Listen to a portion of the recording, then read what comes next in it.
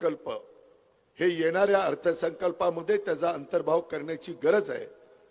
ते मुंबईला माझ्या ऑफिसला जावा, मी तिथं माझे सेक्रेटरी आणि माझ्या स्टाफला सूचना देतो आणि येणाऱ्या अर्थसंकल्पामध्ये या प्रकल्पाचा समावेश होण्याच्या करता बजेटमध्ये तरतूद करून देण्याच्या करता माझा संपूर्णपणे सहकार्य राहील याबद्दलची खात्री आणि ग्वाही अमरावतीकरांनो मी तुम्हाला देतो।